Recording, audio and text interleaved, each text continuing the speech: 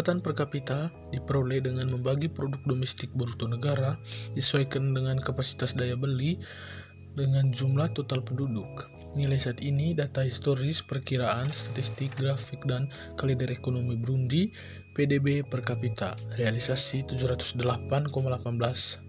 Sebelum ini 714,7 tertinggi 1209,39, paling rendah 708,18. Warga Burundi bisa melakukan trading aset kripto dengan fiat lokal Franc Burundi melalui beberapa platform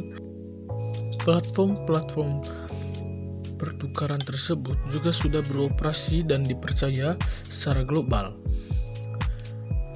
Blockchain sebagai teknologi yang mendasari aset kripto sendiri sudah lama dikenal di negara ini. Salah satu buktinya adalah adanya blockchain training course yang dibuka di ibu kota Burundi, Bujumbura sejak akhir tahun lalu. Di Burundi diperkirakan mencapai 62 tahun, naik dari 49 tahun pada tahun 2000. Harapan hidup Burundi sunting. Yang pertama, harapan hidup yang rendah sekitar 62 tahun. Yang kedua, kerawanan pangan, kurangnya nutrisi yang tepat. Yang ketiga, dampak jangka panjang dari kekurangan gizi pada anak-anak yang kekurangan berat badan. Yang keempat,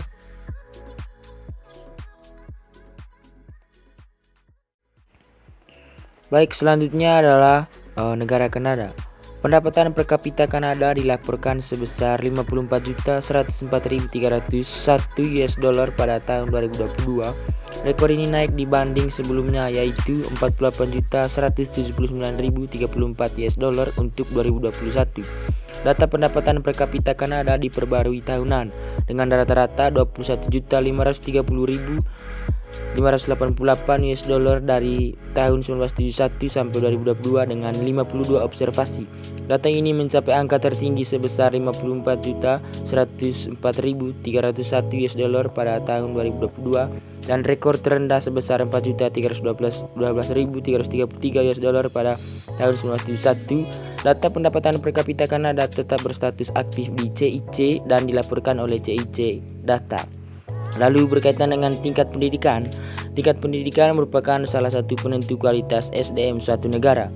Berdasarkan data yang dihimpun oleh OECD, Organization for Economic Coordination and Development, Kanada menempati peringkat pertama sebagai negara paling berpendidikan dengan 59,96%. Lalu dari data ekonomi Kanada adalah ekonomi pasar campuran yang sangat maju. Ini adalah PDB terbesar ke-8 berdasarkan nominal dan PDB terbesar ke-15 berdasarkan PPP di dunia. Seperti negara-negara maju lainnya, ekonomi negara ini didominasi oleh industri jasa yang mempekerjakan sekitar 3/4 orang Kanada.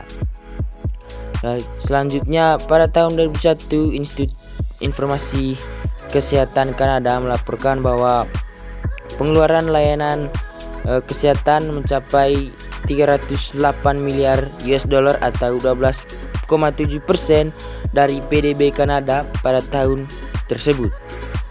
Lalu pada tahun 2022, pengeluaran per kapita Kanada untuk kesehatan berada di peringkat ke-12 di antara sistem layanan kesehatan di OECD.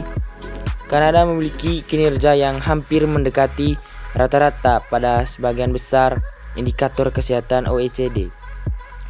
Lalu sejak awal tahun 2000-an dan berada pada peringkat di atas rata-rata dalam hal akses terhadap layanan. Namun jumlah dokter dan tempat tidur rumah sakit jauh di bawah rata-rata.